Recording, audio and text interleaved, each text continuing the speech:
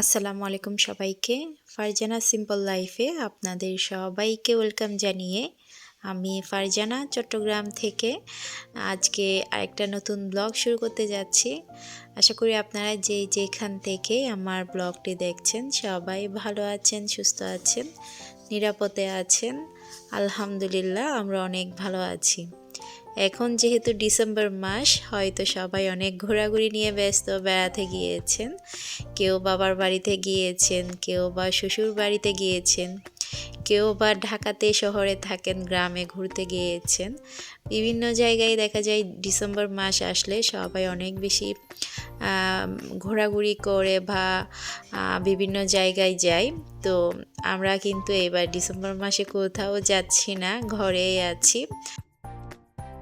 তো আপনারা সবাই কেমন আছেন? বেশ অনেক দিন পর কিন্তু একটা ভয়েস ওভার দিচ্ছি।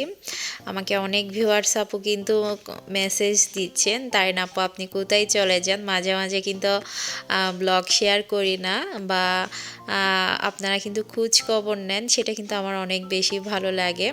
তো আমার কিন্তু আরেকটা আপু বলেছিল আমি দৈনন্দিন যেই কাজগুলো করি সেখান থেকে অল্প করে হলেও আপনাদের সাথে যেন শেয়ার করি।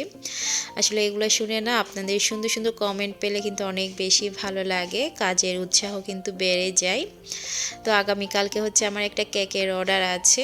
এই কেকটা অর্ডার করেছে সৌদিয়া থেকে মেবি। তো ভাইয়া কিন্তু অর্ডার করে রেখেছে, ওনার রিলেটিভ হবে মেয়ে কি আমি জানি না এত বিস্তারিত। তো উনি বলেছিল একটা হার্ট শেপের উনি ডিজাইন দিয়েছে, তো আমি সেই ডিজাইন মতো কিন্তু কেকটা বানিয়ে দিব। তো কেকটা ছিল 2 পাউন্ডের ভ্যানিলা ফ্লেভার। তো আমি রাতেই কিন্তু কেকটা বেক করে রাখছি। তো এখানে 2 পাউন্ডের যেহেতু কেকটা বানাবো, আমি 4টা ডিম দিয়েই কিন্তু কেকটা বানিয়েছি। তো 2 পাউন্ডের কেক বানালে কিন্তু আমি 8 ইঞ্চি মোল্ডেই কেকটা বানিয়ে থাকি, অনেক সময় 7 ইঞ্চি মোল্ডেও বানাই। তো 7 ইঞ্চি মোল্ডে কেকটা বানালে 2 পাউন্ডের কেকটা একটু হাইডে উঁচু হয়, আর 8 ইঞ্চি মোল্ডে বানালে মিডিয়াম সাইজ হয় আর কি। তবে হাইডে উঁচু হলে কেক কিন্তু দেখতে অনেক বেশি সুন্দর দেখায়। তো যেহেতু লাভ শেপের মোল্ডে বানিয়েছি, আমি এটা ক্রাম কোট করেই রেখে দিব ফ্রিজে, যেহেতু পরের দিন সকালে ডেলিভারি দিয়ে দিব। তো ক্রাম কোট করলে দেখা যায় উপর দিয়ে কেকের গুঁড়াগুলা উঠে আসে না, আর ভ্যানিলা ফ্লেভারের কেকগুলো অনেক বেশি সফট হয়। চকলেট কেকের চেয়ে কিন্তু ভ্যানিলা কেকটা অনেক বেশি সফট হয়। তো একটু ক্রাম কোট করে রাখলে দেখা যায় উপর দিয়ে, অনেক সময় দেখা যায় ক্রিমের উপর দিয়ে ক্রামগুলা ভেসে ওঠে, সেটা কিন্তু আর ওঠে না। তো এই কেকের একটা কাহিনী আছে, সেটা কিন্তু আপনাদের সাথে একটু শেয়ার করি। তো এটা ছিল 2 পাউন্ডের কেক। ভাইয়া যেহেতু বিদেশ থেকেই অর্ডার দিয়েছে, সৌদিয়া থেকে মেবি। তো এটার দাম ছিল 1300 টাকা। তো ভাইয়া কিন্তু আমাকে বিকাশেই পেমেন্টটা করে দিয়েছে। তো আমি কেকটা রেডি করে ভাইয়াকে হচ্ছে পিকচার দিয়েছি। তো ভাইয়া কিন্তু অনেক বেশি পছন্দ করেছে, উনি কেক রেডি করার আগেই কিন্তু আমাকে পেমেন্ট করে দিয়েছে। আর কেক ডেলিভারির আগে আমি কিন্তু কারো কাছ থেকে কেকের অ্যাডভান্স নিই না, কেক ডেলিভারির পর কিন্তু ক্যাশ পেমেন্ট করে ওনারা। বা যারা কিন্তু বিদেশ থেকে অর্ডার দেয় তারা কিন্তু বিকাশে পেমেন্ট করে। আমি যখন কেকটা রেডি করি ওনাদেরকে পিকচার দিই, ওনারা কিন্তু পরেই আমাকে বিকাশে পেমেন্টটা করে দেয়। তো ভাইয়া হচ্ছে হয়তো ব্যস্ত, উনি একটু খুবই কম কথা বলে, মানে অনেকে দেখা যায় এত বেশি মেসেজ করে, এত বেশি কেকের সম্বন্ধে বিস্তারিত জানতে চায়। তো ভাইয়া একটা পিকচার দিয়েছে, পিকচারটাও আমি দিয়েছিলাম, ওখান থেকে চয়েস করে একটা পিকচার উনি চয়েস করে দিয়েছে। তো সেই মতোই কিন্তু আমি কেকটা বানিয়ে দিচ্ছি। তো এত হয়তো ব্যস্ত, বিদেশে থাকলে দেখা যায় ওনারা অনেক বেশি ব্যস্ত থাকে, তো এত কথা বা আলোচনা করার হয়তো টাইম থাকে না ওনাদের। যাই হোক, ভাইয়া হচ্ছে ভুলে আমাকে কেকের দাম দিয়ে দিয়েছে হচ্ছে 13,000 টাকা, মানে এই কেকের দামটা দিয়ে দিয়েছে উনি আমাকে 13,000 টাকা। তো আমি যখন বিকাশে পেমেন্টটা চেক করে দেখছিলাম, কি আমি তো একদম অবাক, কি রে আমার অ্যাকাউন্টে 13,000 টাকা আসলো কোথা থেকে। তো তো আমি চেক করে কিন্তু শিওর হয়ে নিয়েছি ওনার ভুলে 13,000 টাকা চলে এসেছে। তো এটা কিন্তু স্বাভাবিক হতেই পারে, আমার বা আপনার হতে পারে। একটা কিন্তু স্বর্ণ বেশি হওয়াতেই 13,000 টাকায় কিন্তু চলে এসেছে। তো আমি কিন্তু ভাইয়াকে সাথে সাথে আবার রিটার্ন মেসেজ দিয়েছি যে ভাইয়া আপনি আমাকে 1300 টাকার বদলে কিন্তু 13,000 টাকা দিয়ে দিয়েছেন, আপনি একটু চেক করে আমাকে জানান। তো উনি বলল আমি তো জানি না, আমি চেক করে আপনাকে জানাচ্ছি। তো উনি আবার চেক করে বলল হয়তো আপু ভুলে চলে গিয়েছে। তো আমি বললাম আমি এখন আপনাকে টাকাটা কিভাবে রিটার্ন করব। তো উনি বলল আমি আপনাকে একটা নাম্বার দিচ্ছি, ওই নাম্বারে আপনি টাকাটা রিটার্ন করে দেন। তো ভাইয়া কিন্তু ভাইয়ার ওয়াইফের নাম্বারটা দিয়েছে। তো উনি কিন্তু অন্যজনের মাধ্যমে আমাকে বিকাশে টাকাটা পাঠিয়েছে, যেহেতু অন্যজনের ভুলেই চলে এসেছে। ওনাকে নাকি ভাইয়া আবার টাকাটা দিয়ে দিয়েছে বেশি যেটা এসেছে। তো আমি কেকের দামটা কেটে বাকি সব টাকা কিন্তু ওনার ওয়াইফের নাম্বারে রিটার্ন করে দিই সাথে সাথেই। আসলে এখন দেখা যায় অনেক সময় ভুলে কিন্তু বিকাশে টাকা চলে যায়। এমনকি আমার ছোটো বোন অরিনেরও কিন্তু একবার কয় হাজার টাকা, আমার তেমন মনে নেই, তো ভুলে কিন্তু অন্যজনের মোবাইলে গিয়েছিল। তো ওই ভাইটাকে এত রিকোয়েস্ট করার পর আমার বোনকে কিন্তু টাকাটা আর ব্যাক করেনি, উনি কিন্তু খেয়ে ফেলেছে আর কি, টাকাটা আর কিন্তু পায়নি। তো আজকাল যুগে দেখা যায় অনেক সৎ মানুষও আছে। তো আমারও কিন্তু ইচ্ছে ছিল না কারো হক খাওয়ার। তো আমি কিন্তু নুসাইবার আব্বুকেও বলিনি যে আমার অ্যাকাউন্টে এত টাকা এসেছে। আমি টাকাটা ব্যাক করার পর দিয়ে দেওয়ার পর আর কি আমি আমার হাজব্যান্ডকে শেয়ার করি যে আমার অ্যাকাউন্টে এত টাকা এসেছে, আমি আবার ওনাকে রিটার্ন করি। তো আমার হাজব্যান্ড বলছিল তোমাকে কি উনি বলেছে যে তোমার অ্যাকাউন্টে টাকা বেশি এসেছে? তো আমি বললাম না, আমাকে তো বলেনি। তো আমার হাজব্যান্ড বললো তুমি একটু অপেক্ষা করে দেখতে উনি কি বলে, বা উনি তো হয়তো জানে না, না জেনেই এসেছে, উনি বলার পর তুমি দিতে পারতে। তো আমি বললাম বলার কি দরকার, ওনার হয়তো ভুলে এসেছে। তো আমি ওনাকে আবার কল করে জানিয়েছি। তো যাই হোক, দিতে যেহেতু হবে, আগে হোক পরে হোক, আমি দিয়ে দিয়েছি। তো টাকাটা যদি আমার কাছে থাকতো বা আমি রাখতাম, আমি কিন্তু সারা রাত ঘুমাতেও পারতাম না। একটা টেনশন কাজ করতো কেন অন্যজনের টাকা আমার কাছে থাকবে।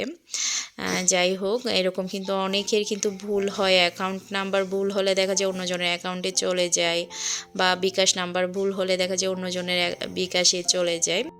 তো গত কিছুদিন আগে একটা নাম্বার থেকেও আমার নাম্বারে, বিকাশ নাম্বারে 40 টাকা এসেছিল। আমি কিন্তু জিজ্ঞেসও করিনি এই নাম্বার থেকে আমার এখানে টাকা এসেছে। আমি কিন্তু যেই নাম্বার থেকে এসেছে ওনাকে কিন্তু ওই নাম্বারে আমি 40 টাকা রিটার্ন করে দিই। তো আসলে আমার কিন্তু ইচ্ছে নেই কারো হক খাওয়ার বা কারো টাকা মেরে খাওয়ার। তো আমি যেহেতু কেকের বিজনেস করছি বা করি, আমি চাই, আমি সব সময় চেষ্টা করি আমি কাস্টমারের কাছে কেকটা যাতে একটু বেশি যায়, যাতে কম না হয়, ওনার হক যাতে আমার কাছে না থাকে। তো আলহামদুলিল্লাহ আমি কিন্তু সব সময় কেকের ওজনও বেশি দিয়ে থাকি। তো কোনো দিন কিন্তু কম হয়নি, সবসময় বেশিই হয়। এভাবেই কিন্তু আমি কেকটা বানিয়ে থাকি। তো যাই হোক, এখন যুগে দেখা যায় কার টাকা কে মেরে খাবে, কাকে কে ক্ষতি করবে, কাকে কে কুচ্ছা দিয়ে কথা বলবে, বা কিছু না পারলে দুইটা বড় কথা বলেও কিন্তু কষ্ট দেয়। তো আল্লাহ তাআলা যাতে সবসময় এগুলা থেকে আমাদেরকে পানা দেয় সেটাই কিন্তু চাইবো। তো অনেক কথা বলেছি, যেহেতু কেকটা আপনাদের সাথে শেয়ার করেছি সেই কারণেই কিন্তু শেয়ার করলাম। তো রান্না করছিলাম, কেকটা তো আমি পরের দিন ডেলিভারি দিয়েছি। তো দুপুরের জন্য যেহেতু রান্না করছিলাম, তো দোহা দেখা যায় মাঝে মাঝে আমাকে কাজে সহযোগিতা করতে চাই, অন্য কোনো কাজে না। রান্নার সময় দেখা যায় ও নাড়াচাড়া করতে চায় বা কাটা বাছা করে দিতে চায়। যেহেতু ছোট মানুষ আমি দিই না, ওরা যেহেতু এখনও ছোট, সেই বয়সটা হয়নি যে রান্নার কাজে আমাকে সহযোগিতা করবে। তো পেঁয়াজ কেটে দিবে বলছিল, যেহেতু ছোট মানুষ পেঁয়াজ কাটতে পারবে না। তো এখনকার যুগের মেয়েদের বুদ্ধি দেখেন, আমি তো দেখে অবাক। তো ও যখন পেঁয়াজ কাটছিল, ও চোখ জ্বালাপোড়া করছিল বা চোখ দিয়ে পানি আসছিল, ও কি করেছে, পেঁয়াজ কাটার সময় যাতে চোখে পানি না আসে বা চোখ জ্বালাপোড়া না করে, ও ও মাথার ভেতরে একটা পলিথিন দিয়ে দিয়েছে যাতে ওর পেঁয়াজের ঝাঁজটা ওর চোখে না লাগে, চোখে মুখে না লাগে। তো ও বলছিল আম্মু এইটা দেওয়ার পর আর পেঁয়াজের ঝাঁজটা আর চোখে লাগবে না বা পানিও আসবে না। তো এই বুদ্ধিটা কিন্তু আমি বুড়া হয়ে যাচ্ছি, আমার মাথায় কোনো দিন আসে নাই যে আমি একটা পলিথিন পেঁচিয়ে পেঁয়াজ কাটি। তো আমাদের তো অভ্যাস হয়ে গিয়েছে, যেহেতু সবসময় কাটা বাছা করি। দোহা কিন্তু সব সময় আমাকে বলে তোমরা যে এত পেঁয়াজ কাটো তোমাদের চোখ দিয়ে পানি আসে না কেন? ও পেঁয়াজ কাটলেই নাকি ওর চোখ দিয়ে পানি চলে আসে। তো অনেক সময় যখন ডিম ভাজে বা আমি পাকোড়া বানাই বা নুডলস বানাই, তো পেঁয়াজ কাঁচামরিচ কেটে দেয়, বা নুসাইবও অনেক সময় পেঁয়াজ কাঁচামরিচ কেটে দেয়। তো দোহার বুদ্ধিটা দেখে আমি ভিডিও করেছি, সাথে সাথে ওকে আমি হেসে হেসে বলছিলাম দাঁড়াও এইগুলো আমি ব্লগে দেখাবো। তো আমি যখন ভিডিও করেছিলাম ও তো একদম আমাকে রাগ দেখাচ্ছে কেন এটা ভিডিও করছে। তো আমি বললাম তোমার আন্টিদের কাছে কিন্তু আমি এটা শেয়ার করব। তো দোহার স্কুল ফ্রেন্ডও নাকি আমার ব্লগ দেখে, অনেকেই কিন্তু দোহাকে বলে আবার স্কুলে গেলে বলে। তো ও বলছিল আম্মু এগুলো ব্লগে দেখাইও না, ওর ফ্রেন্ডরা দেখবে তো হাসাহাসি করবে। যাই হোক, তো এটা হচ্ছে আবার পরের দিন আমি কিন্তু 2-3 দিনের ব্লগ একসাথে শেয়ার করছি। তো এটা হচ্ছে পরের দিন আমার ননদরা এসেছে বাচ্চাদের নিয়ে। তো ওদের পরীক্ষাও যেহেতু শেষ হয়ে গিয়েছে, বাচ্চাদের পরীক্ষা শেষ হলে দেখা যায় নানুর বাড়ি যাওয়ার জন্য এক পায়ে দাঁড়িয়ে থাকে কখন নানুর বাড়ি যাবে। তো আমার বাচ্চারাও বলছিল ওরা নানুর বাড়ি যাবে না। তো যেহেতু আমরাও যাচ্ছি একেবারেই কিন্তু সব কিছু গুছগাছ করেই যাব, যেহেতু আমরা জানুয়ারিতে নতুন বাসায় উঠছি। তো সেই কারণে আর ডিসেম্বর মাসে যাব না, অনেক গুছগাছ করার বাকি আছে। তো যেহেতু নতুন বাসায় উঠব, তো আমরাও একেবারে জানুয়ারিতেই যাচ্ছি বাসায়। তো ডিসেম্বর মাসে আর বাবার বাড়িতে যাওয়া হবে না। তো এইদিকে আমার ননদরাও যেহেতু এসেছে, নুসরাত আব্বু ভাপা পিঠা খাবে। তো ভাপা পিঠা খাওয়ার জন্য ও হচ্ছে নতুন একটা চুলা কিনে নিয়ে এসেছে। যেহেতু বাচ্চারাও সবাই এসেছে, আমার ননদও এসেছে, তো আমিও বললাম যেহেতু নতুন ছাদ, নতুন একটা চুলা কিনে আনার জন্য, যেহেতু আমাদের মাটির চুলা নেই। তো আমরা আজকে হচ্ছে ছাদে বসে নতুন চুলায় ভাপা পিঠা বানাবো, সবাই মিলে ছাদেই খাবো। তো বাচ্চারা তো এদিকে অনেক বেশি খুশি চুলা দেখে, আমাদের কিন্তু অনেক দিন মাটির চুলা নাই বা চুলাতে রান্নাও করা হয় না। তো আজকে হচ্ছে বাচ্চাদের সবাইকে নিয়ে, আমার ননদকে নিয়ে ছাদেই হচ্ছে ভাপা পিঠা বানিয়ে খাবো সবাই। অলরেডি কিন্তু সন্ধ্যা হয়ে গিয়েছে, তো সন্ধ্যার সময় আমি নতুন চুলায় আগুন ধরিয়ে দিয়েছি। তো এরকম একটা চুলা আগেও এনেছিল যেটা কাঠের ছিল, সেটা কিন্তু রান্না করতে পারি না, নষ্ট হয়ে গিয়েছে। আজকেরটা হচ্ছে সিমেন্টের আর কি, পাথরের। তো আমার ননদও এরকম একটা বসিয়েছে ওর ওখানে, তো ও বলছিল এরকম চুলাগুলো ভালো, তো নষ্ট হবে না। তো আজকে নুসরাত আব্বু চুলাটা কিনে নিয়ে এসেছে, তো সাথে হচ্ছে নতুন চালও চুরিয়ে নিয়ে এসেছে।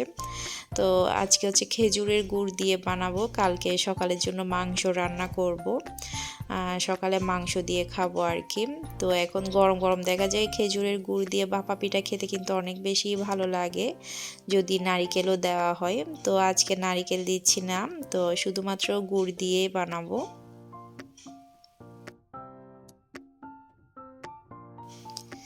তো যেহেতু গ্রামে থাকি, গ্রামে দেখা যায় মাটির চুলার রান্না করার স্বাদটাই কিন্তু আলাদা।